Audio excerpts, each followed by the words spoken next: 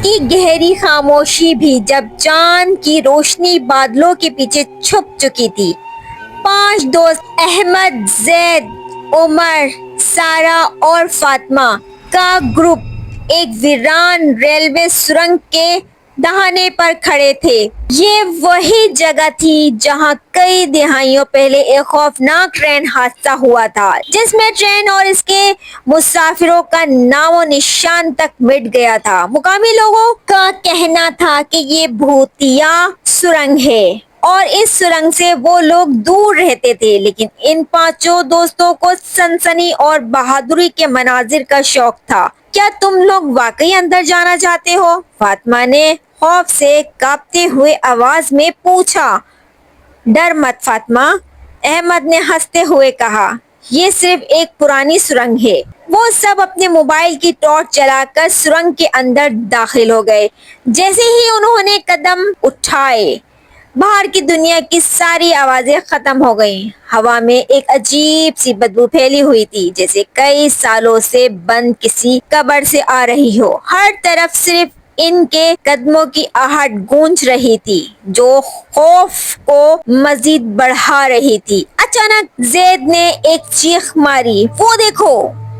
इसने अपनी टॉर्च एक दीवार पर डाली जहां खून के गहरे निशानात नजर आ रहे थे। ऐसा लग रहा था जैसे किसी ने मदद के लिए हाथ मारा हो और इसकी उंगलियों के निशानात दीवार पर खून में जम गए हों। ये सब कहानियां हैं, उमर ने घबराते हुए कहा। किसी ने मजाक किया होगा। लेकिन फिर फिजा में एक ऐसी हल्की सी सीटी की आवाज गूंजी। ये आवाज ऐसी थी जैसे बहुत दूर कोई ट्रेन आ रही हो। वो सब हैरत से एक दूसरे को देखने लगे, क्योंकि वो जानते थे कि ये सुरंग कई सालों से बंद है। आवाज धीरे धीरे करीब आने लगी और इसके साथ एक भारी इंजन की गड़गड़ाहट भी सुनाई दे रही थी। सारा ने हकलाते हुए कहा, ये कैसे हो सकता है? घबराहट अब एक खौफनाक गरज में बदल चुकी थी।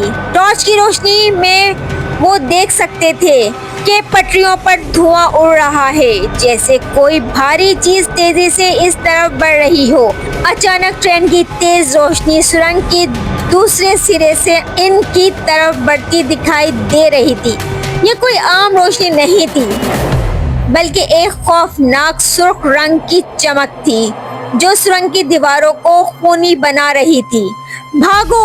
अहमद चिल्लाया और वो सब पलटकर सुरंग के बाहर की तरफ दौड़ने लगे, लेकिन ट्रेन की आवाज अब इनके बिल्कुल पीछे थी। वो अपने कदमों की आवाज नहीं सुन सकते थे। इनके पीछे से चीखों की आवाजें आने लगी, ऐसी चीखें जो कई सालों की खौफ और अजियत को अपने अंदर समेटे हुए थे। वो जिंदा लोग नहीं थे। फातिमा चीखी। एक लम्हे के लिए अहमद ने पीछे मुड़कर देखा।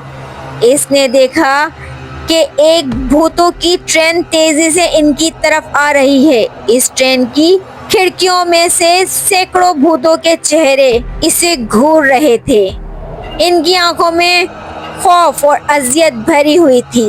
इनके मुंह खुले हुए थे और वो खौफनाक आवाजों से चीखें मार रहे थे। ट्रेन की सीटी अब एक खौफनाक दिल दहला देने वाली आवाज में बदल चुकी थी। ये वही लोग हैं जो हादसे में मरे थे। अहमद के दिल में ख्याल आया और इसका जिस्म ठंडा हो गया।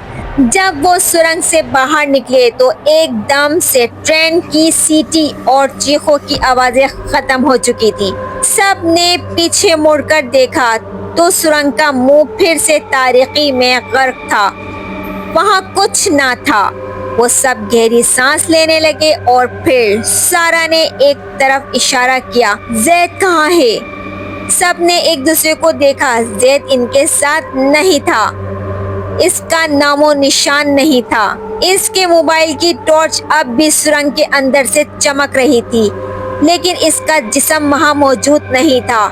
रात के सन्नाटे में वो सब खामोश खड़े थे और इन्हें इस बात का एहसास हो चुका था कि जैद इस खौफनाक ट्रेन में सवार हो चुका था, जिसकी चीखें अब भी इनके कानों में गूंज रही थी। अब इनके लिए हर गुजरती रात ऐसी ڈر کے سائے میں گزرنے والی تھی کہ اگلی بار جب کوئی کسی بھی سرنگ کے قریب جائے تو ان کا پیچھا ان بھوتوں کی ٹرین سے ہوگا جو اس رات انہوں نے وہاں دیکھا تھا، اور شاید وہ بھی اس میں بھی شامل ہو جائیں گے۔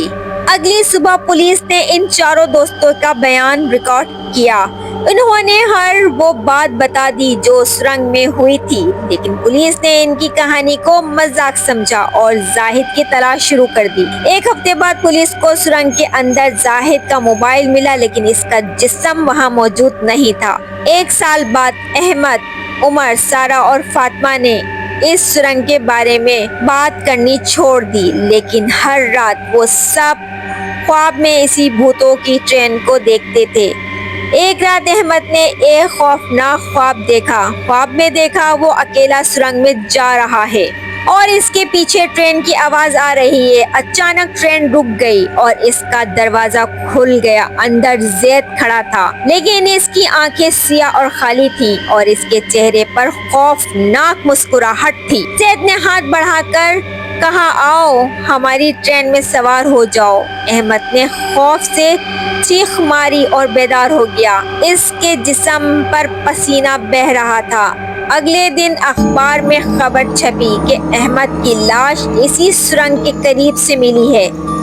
اس کے چہرے پر شدید خوف کے آثار تھے۔ اس کا جسم ٹرین کی پٹریوں پر پڑا تھا، جیسے اسے کسی نے وہاں پھینکا ہو۔ اس واقعے کے بعد عمر، سارا اور فاطمہ نے اس سرنگ کے قریب جانا مکمل طور پر چھوڑ دیا، لیکن انہیں یہ احساس ہو چکا تھا کہ ان کی کہانی ختم نہیں ہوئی، بلکہ اب ان کی باری تھی۔